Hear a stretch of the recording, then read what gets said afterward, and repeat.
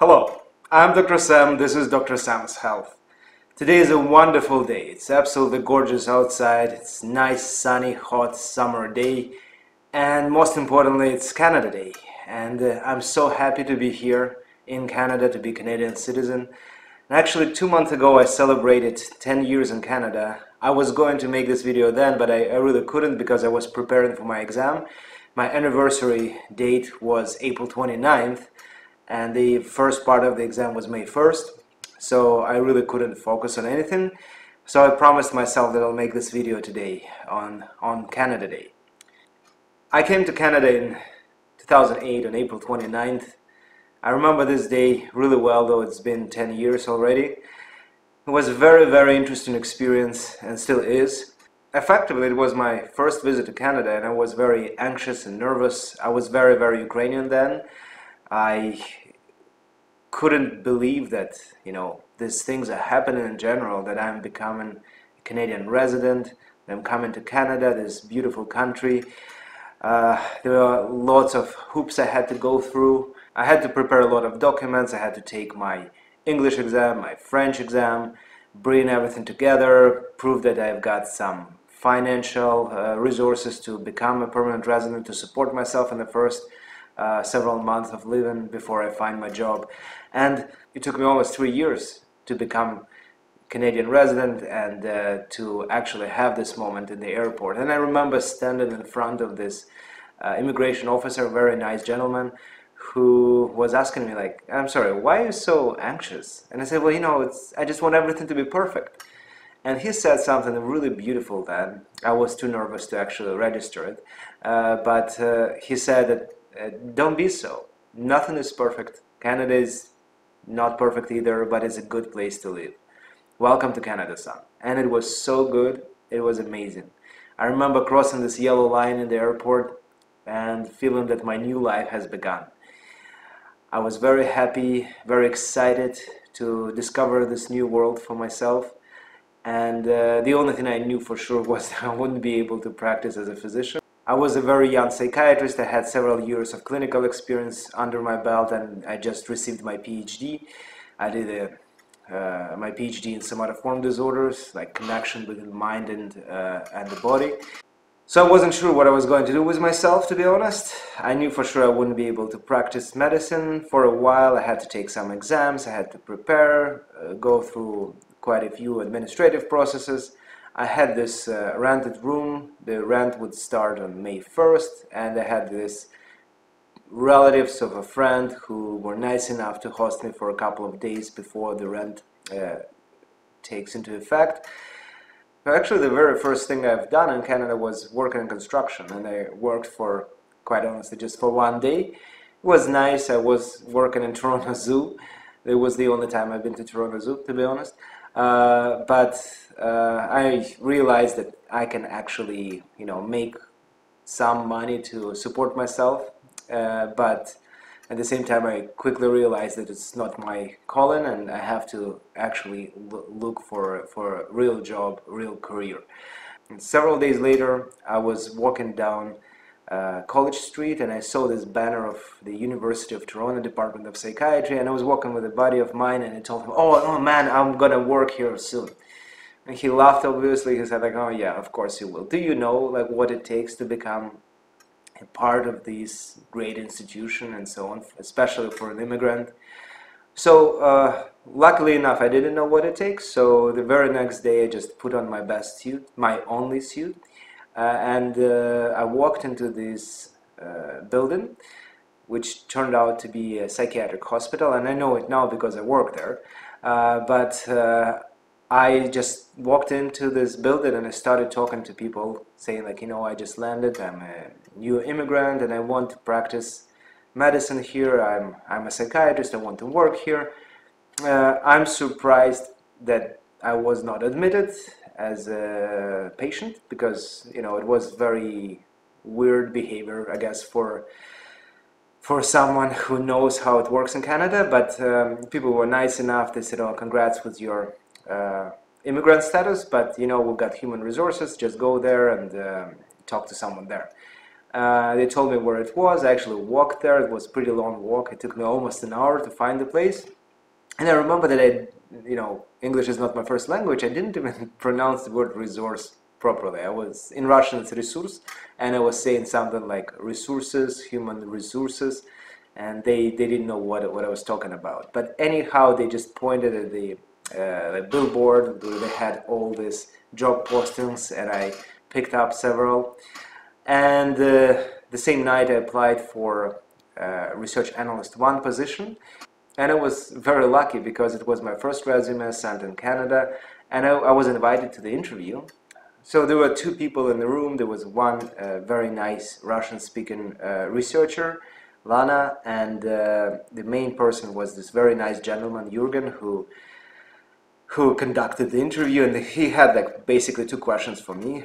First question was, can you even work here? Because you're applying for a job, it's like beginning of May, and you claim to have worked in Ukraine just a couple of weeks ago, which was true. I finished my clinical placement just several days before going to Canada, and I didn't even have my PR card, so it was a very weird job interview to begin with, because I didn't have any real proof that I am allowed to hold a job in Canada. But the main question was related to qualifications. I was applying for a very low level position, and I was terribly overqualified. He said, there is no way we can hire you because you are MD, PhD who is applying for a position that requires Bachelor of Science at best. So I did my best to explain what was going on, that I'm a medical doctor who cannot effectively practice in Canada because it takes a while to get your license. I have to go through a number of administrative processes, take exams and so on, but at the same time I have done my research part in the past. I'm very interested in conducting research, and I thought that it would be the best thing for me to start with, just to get into this world of health and health research, effectively through health research. So I was very enthusiastic. I even remember saying something along the lines that, just hire me, you will see how great I am, and several years later you will know me as Dr. Sam.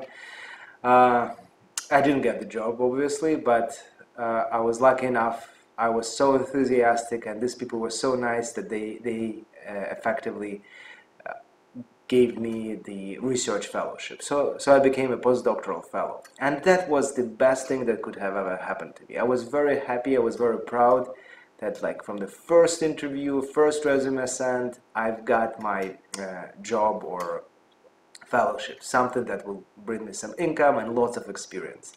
And that was a great experience, because this gentleman, he turned out to be one of the most famous, most prolific researchers in the world of addictions, Dr. Jürgen Rehm. He publishes like 50 articles a year. He's got hundreds of articles under his belt, number of research projects. Wherever you go to any conference, you mention his name, everyone knows him.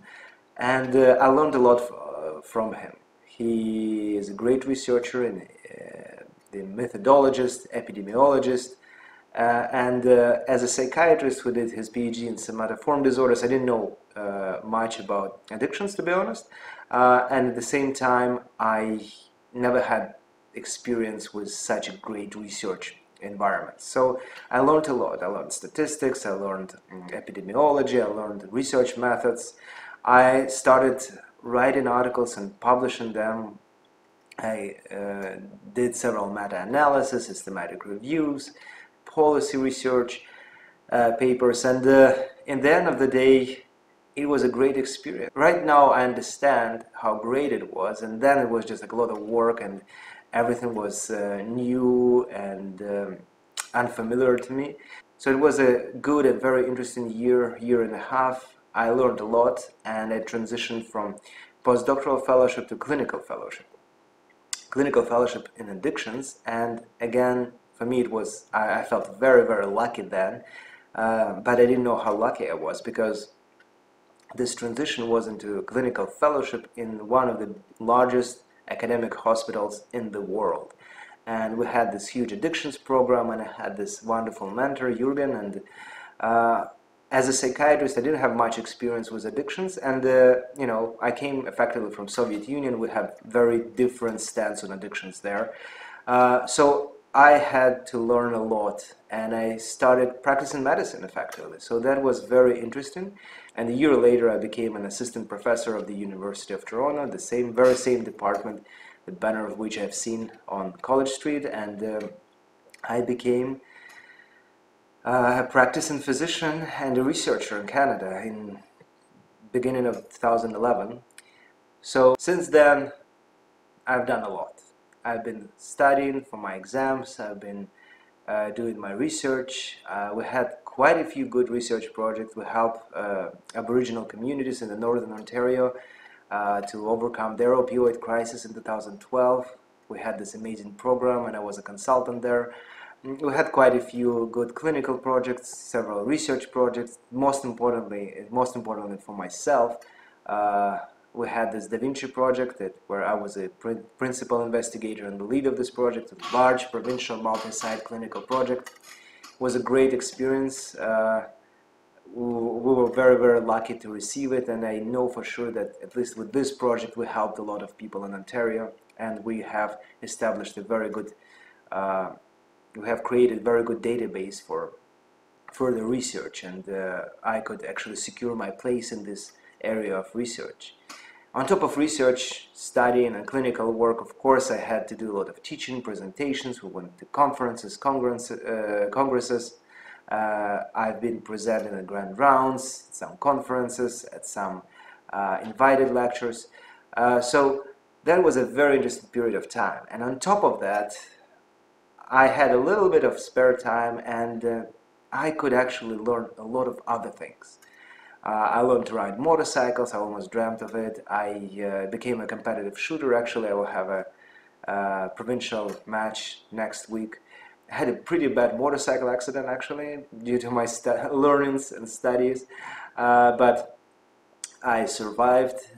It showed me a lot of things. It was a very eye-opening moment when I realized that my life can end at any point, and I have to live this day to its maximum. I also did a lot of training, and I studied Krav Maga.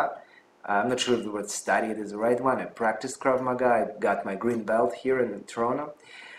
And most importantly, I've learned a lot about research methods, scientific method, and a lot about human body.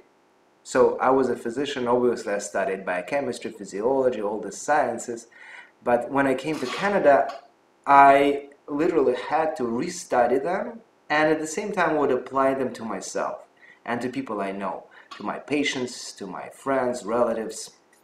And I can say that I literally mastered nutrition, all the science around diets, human physiology related to exercise, resistance training. I've been working out here and there. I was trying different sports. I was doing, I cannot say bodybuilding, but I was doing a lot of resistance exercise. So effectively, I've learned so much that I was able to actually create a very good theoretical and practical model of human metabolism and human responses to exercise, to different nutrients. And now I can apply this model to body transformation. And I know exactly what the person has to do in order to lose weight, to gain weight, in order to build muscle, in order to increase the functional strength and agility. I can apply this principle to pretty much any sport. I even do apply them to my practical shooting exercises. And all these experiences and knowledge, they actually led to the creation of Dr.Sam's Health. So these were tremendous 10 years. They were really amazing. 10 years full of hard work, lots of studying and learning, lots of different experiences, different practices, practical experiences. And one of the most important things that I learned in the past 10 years was to give back. And that is pretty much what Canada is known for. We are very friendly here. We are trying to help out as many people as possible. But also, in addition to that, I would like to share. I would like to share my knowledge, my experiences, my expertise. And that is why I have created this website. That is why I have created my YouTube channel. I want to share. I want to inspire people. I want to encourage people to change their physique. I want to help people through my YouTube videos, through my blog, through my books that I'm working on right now, through my articles, through my research, through my clinical work. I want to help people to lead healthier, happier life. I hope that my videos help you, that my blog gives you some bits of information that help you to achieve your desired physique and level of health. Don't forget to subscribe.